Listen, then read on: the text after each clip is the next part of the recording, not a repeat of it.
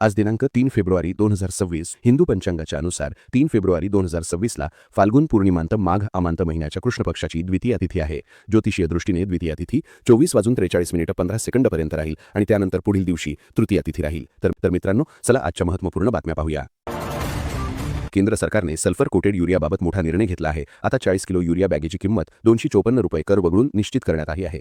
कृषी मंत्रालयाने याबाबत अधिसूचना जारी केली असून हा नियम तातडीने लागू झाला आहे. चहा, कॉफी आणि रबर उत्पादकांसह सर्व शेतकऱ्यांना हा दर लागू असेल. लहान पिशव्यांच्या पॅकिंगसाठी 1.50 ते 5 रुपयांपर्यंत अतिरिक्त शुल्क आकारले जाणार आहे. लाडक्या बहिणींसाठी खुशखबर आहे. ई-केवायसी करूनही बऱ्याच लाडक्या बहिणींना 1,500 रुपये मिळत नव्हते. याला कारण म्हणजे ई-केवायसी करताना केलेली चूक. आता सरकारच्या आदेशानुसार अंगणवाडी सेविका फेरपडताळणी करत आहेत. त्या प्रोसेसलाही सुरुवात झाली आहे. या अंगणवाडी सेविका महिलांचे उत्पन्न, घरात कोणी सरकारी नोकरीत नाही ना, 4 चाकी गाडी नाही ना, घरात किती जण याचा लाभ घेतात, या गोष्टींची पडताळणी करत आहेत. अर्थसंकल्प महाराष्ट्रासाठी काय? महाराष्ट्र ग्रामीण रस्ते प्रकल्प 378.38 कोटी, महाराष्ट्र ॲग्री बिझनेस प्रकल्प 167.28 कोटी, सर्वसमावेशक विकासासाठी इकॉनॉमिक क्लस्टर 283.77 कोटी, महाराष्ट्र टर्शरी केअर आणि वैद्यकीय शिक्षण विकास प्रकल्प 385.78 कोटी, उपसा सिंचन योजनांचे सौर ऊर्जीकरण 207.10 कोटी, शेती आणि ग्रामीण परिवर्तन प्रकल्प 646.24 कोटी. महाराष्ट्राला सुमारे 1 लाख कोटी मिळणार. मुख्यमंत्री मुंबई पुणेसह 7 हायस्पीड रेल कॉरिडॉर होणार. आयटी स्लॅब जसे तेथेच, करदात्यांची निराशा. आयटी रिटर्न भरण्यासाठी 31 जुलैपर्यंत मुदत. ठाकरेंचे बेपत्ता नगरसेवक मधुर म्हात्रे परतले. प्रत्येक जिल्ह्यात मुलींसाठी हॉस्टेल उभारणार. निर्मला सीतारामन. व्यावसायिक गॅस 50 रुपयांनी महागला. T20मध्ये पाकचा भारताविरुद्ध खेळण्यास नकार. कोल्हापुरातील कागलमध्ये एका जाहीर सभेत उपमुख्यमंत्री एकनाथ शिंदे म्हणाले की एकनाथ शिंदे हा शब्दाचा पक्का आहे. लाडक्या बहिणींना लखपती केल्याशिवाय थांबणार नाही. लवकरच आम्ही लाडक्या बहिणींना 2,100 रुपये देणार. ज्या उमेदवाराचा मागे महिला त्याचा नंबर पहिला. त्यामुळे दर महिन्याला ओवाळणी देणारा हा भाऊ आज विनंती करायला आला आहे. केंद्रीय अर्थमंत्री निर्मला सीतारामन यांनी सादर केलेला अर्थसंकल्प शेतकरी विरोधी मानसिकतेचा जिवंत पुरावा असल्याची टीका महाराष्ट्र राज्य कांदा उत्पादक शेतकरी संघटनेचे अध्यक्ष भारत दिघोळे यांनी केली. कांद्याला मातीमोल भाव मिळत असताना अर्थसंकल्पात कोणतीही तरतूद नसल्याने त्यांनी संताप व्यक्त केला. हा अर्थसंकल्प म्हणजे कांदा उत्पादकांच्या अपेक्षांची जाहीर हत्या आहे, असे दिघोळे म्हणाले.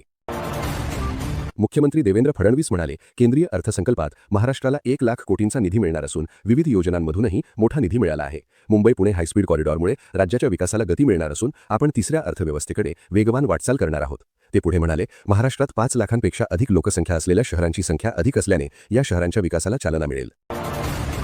अनेक वर्षे प्रतीक्षित असलेला कोल्हापूर वैभववाडी रेल्वे मार्ग आता पुढील वर्षी सुरू होणार आहे. हा मार्ग पश्चिम महाराष्ट्र आणि कोकण यांना जोडणारा ठरेल. केंद्रीय अर्थसंकल्पात रेल्वेसाठी महाराष्ट्राला 30,000 कोटी रुपये मिळणार आहेत. त्यातील 3,411 कोटी रुपये या रेल्वे मार्गाला देण्यात आले आहेत. राज्य सरकारही आपला हिस्सा लवकर देणार असल्याने या मार्गाच्या भूसंपादनाला सुरुवात होणार आहे. राज्यातील 12 जिल्हा परिषदा व त्या अंतर्गत 125 पंचायत समित्यांमध्ये शनिवार दिनांक 7 फेब्रुवारी रोजी सार्वत्रिक निवडणूक होत आहे. या निवडणुकीमध्ये राज्यातील तसेच राज्याच्या सीमेलगतच्या सर्व मतदारांना मतदानाचा हक्क बजावता यावा यासाठी उद्योग, आस्थापना आणि कारखान्यांमधील कामगार कर्मचाऱ्यांना या दिवशी सुट्टी किंवा सवलत देणं बंधनकारक आहे, असे परिपत्रक उद्योग, ऊर्जा, कामगार आणि खनिकर्म विभागाने जारी केले. लाडक्या बहिणींसाठी एकनाथ शिंदे यांनी पुन्हा एकदा मोठी घोषणा केली आहे. आम्ही लाडक्या बहिणींच्या सन्मान निधीमध्ये वाढ करणार असल्याचे ते म्हणाले. छत्रपती संभाजीनगरमध्ये बोलताना त्यांनी हे वक्तव्य केलं. लाडक्या बहिणींना आम्ही लखपती करणार आहोत. आम्ही 2,100 रुपये देण्याचा शब्द दिला होता, तो पूर्ण करणार आहोत. सध्या लाडक्या बहिणींना महिन्याला 1,500 रुपये मिळत आहेत. मिळालेल्या माहितीनुसार मुंबईच्या नव्या महापौराच्या निवडीसाठी येत्या 11 फेब्रुवारी रोजी मतदानाची प्रक्रिया पार पडणार आहे. त्यासाठी सर्व प्रशासकीय तयारी करण्यात येत आहे. या निवडीसाठी येत्या 6 फेब्रुवारीपासून उमेदवारी अर्ज दाखल करण्यास सुरुवात होईल. उमेदवारी अर्ज दाखल झाल्यानंतर 11 फेब्रुवारी रोजी मतदान होईल. त्यानंतर महापौर कोण होणार हे स्पष्ट होईल. केंद्र सरकारने बिहारसाठी पहिली बुलेट ट्रेन चालवण्याची घोषणा केली आहे. ही ट्रेन उत्तर प्रदेशातील वाराणसीपासून पटना मार्गे पश्चिम बंगालमधील सिलिगुडीपर्यंत धावणार आहे. या संपूर्ण प्रवासाला केवळ 2 तास 55 मिनिटं लागतील, अशी माहिती रेल्वे मंत्री अश्विनी वैष्णव यांनी दिली. ही ट्रेन बिहारच्या विकासासाठी गेम चेंजर ठरेल, असा विश्वासही त्यांनी यावेळी व्यक्त केला. राष्ट्राध्यक्ष डोनाल्ड ट्रम्प आणि पंतप्रधान मोदींची फोनवर चर्चा झाल्याची माहिती नुकतीच समोर आली होती. त्यानंतर आता ट्रम्पने भारताला मोठे गिफ्ट दिले आहे. अमेरिकेने भारतावरील टॅरिफ 25% 18% केले आहे. डोनाल्ड ट्रम्प यांनी पंतप्रधान मोदींशी बोलल्यानंतर लगेचच ट्रूथ सोशलवरील पोस्टमध्ये ही माहिती शेअर केली. मुंबईत गेल्या 36 तासात 12 मुलं बेपत्ता झाल्याची घटना घडली आहे. मुंबईच्या वेगवेगळ्या पोलीस ठाण्यात बेपत्ता आणि अपहरण झालेल्या मुलांसंदर्भात गुन्हे दाखल झाले आहेत. या बेपत्ता झालेल्या मुलांमध्ये 8 मुली आहेत अशी माहिती आहे. ही मुलं 8 ते 17 या वयोगटातील असून पोलिसांनी CCTVच्या माध्यमातून आणि गर्दीच्या ठिकाणी जाऊन सर्च ऑपरेशन सुरू केले आहे. बॉर्डर 2 बॉक्स ऑफिसवर जोरदार कमाईसह प्रदर्शित झाला होता. प्रजासत्ताक दिनाच्या एका दिवसात चित्रपटाने 59 कोटी रुपये कमावले. दुसऱ्या आठवड्यातील रविवारी चित्रपटाने 22.50 कोटी कमावले. निर्मात्यांच्या माहितीनुसार भारतात 9 दिवसात 277.67 कोटींची नेट कमाई झाली होती, तर जागतिक पातळीवर 367 कोटींपेक्षा जास्त कमाई झाली आहे. वित्तमंत्री निर्मला सीतारमण यांनी नुकताच अर्थसंकल्प सादर केला. यात त्यांनी यूपीआय आणि रुपेसाठी 2000 कोटी रुपयांच्या अनुदानाची घोषणा केली. ही घोषणा यूपीआय व्यवहार मोफत ठेवण्याच्या दिशेनं एक महत्त्वपूर्ण पाऊल आहे. दरम्यान यूपीआय पेमेंट्सवर शुल्क आकारले जाणार काय अशी चर्चा सुरू होती, परंतु आता समोर आलेल्या माहितीनुसार डिजिटल पेमेंट्सवर कोणतेही शुल्क आकारले जाणार नाही.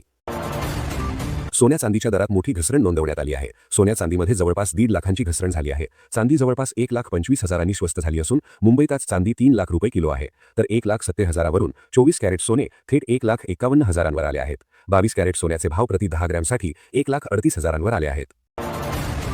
मुंबईत दिग्दर्शक रोहित शेट्टीच्या घरावर गोळीबार केल्याची जबाबदारी बिश्नोई गँगने स्वीकारली आहे. त्याची ऑडिओ क्लिपही व्हायरल झाली आहे.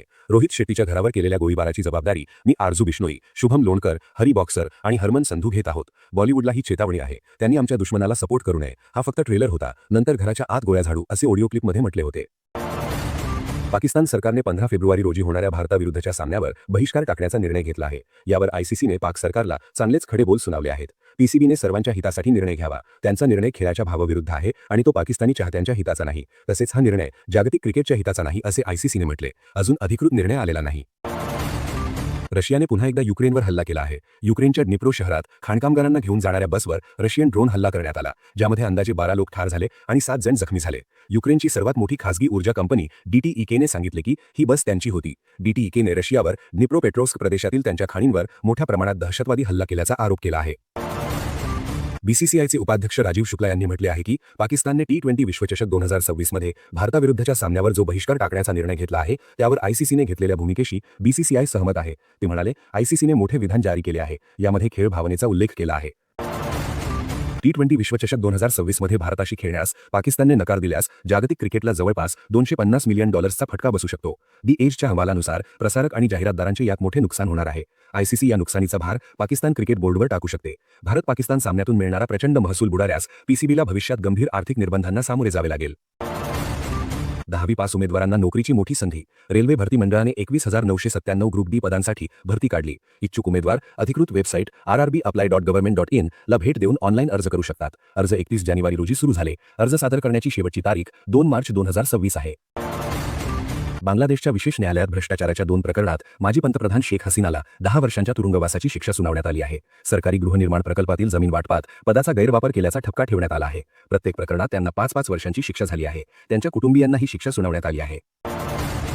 मुख्यमंत्री देवेंद्र फडणवीस यांनी प्रस्तावित हरित प्राधिकरण 300 कोटी वृक्ष लागवड मिशनचा वर्षा निवासस्थाने झालेल्या बैठकीत आढावा घेतला. पर्यावरण संवर्धन, हवामान बदलाशी लढा आणि ग्रामीण रोजगार निर्मिती या त्रिसूत्रीवर महाराष्ट्रातील हरित क्षेत्र वाढविण्यासाठी 2026 ते 2031 या कालावधीत 300 कोटी वृक्ष लागवडीचा कार्यक्रम हाती घ्यावा असे निर्देश त्यांनी दिले. T20 वर्ल्ड कप आधी टीम इंडिया दक्षिण आफ्रिकेविरुद्ध प्रॅक्टिस सामना खेळणार आहे. हा सामना 4 फेब्रुवारी रोजी होणार आहे. नवी मुंबईच्या DY पाटील स्टेडियममध्ये हा सामना खेळवला जाणार आहे. भारतीय वेळेनुसार संध्याकाळी 7 वाजता या सामन्याला सुरुवात होणार आहे. बुक माय शोवर या सामन्याची तिकीटे उपलब्ध आहेत. ₹150 पासून ते ₹400 या तिकिटांची किंमत आहे. पिंपरी चिंचवड महानगरपालिकेमध्ये सलग दुसऱ्यांदा भाजपची सत्ता आली. त्यानंतर आता भाजपचा दुसऱ्या टर्ममधील पहिला महापौर होण्याचा मान रवी लांडगे यांना मिळाला आहे. रवी लांडगे सलग 2 वेळा बिनविरोध नगरसेवक झाले आहेत. उपमहापौरपदी भाजपचे निष्ठावान शीतल शिंदे यांची निवड झाली आहे. प्रदेश अध्यक्ष रवींद्र चव्हाणांनी रवी लांडगे यांच्या नावावर शिक्कामोर्तब केला. WPLच्या चौथ्या हंगामात दिल्लीने यूपीचा पराभव करत एलिमिनेटरमध्ये प्रवेश केला. आता एलिमिनेटर सामना दिल्ली कॅपिटल्स आणि गुजरात जायंट्समध्ये 3 फेब्रुवारीला वडोदऱ्याच्या कोटांबी स्टेडियमवर होणार आहे. विशेष म्हणजे रॉयल चॅलेंजर्स बँगलोर संघ आधीच फायनलमध्ये प्रवेश केला आहे. त्यामुळे एलिमिनेटरमधील विजेता संघ 5 फेब्रुवारी रोजी RCBC फायनल खेळेल.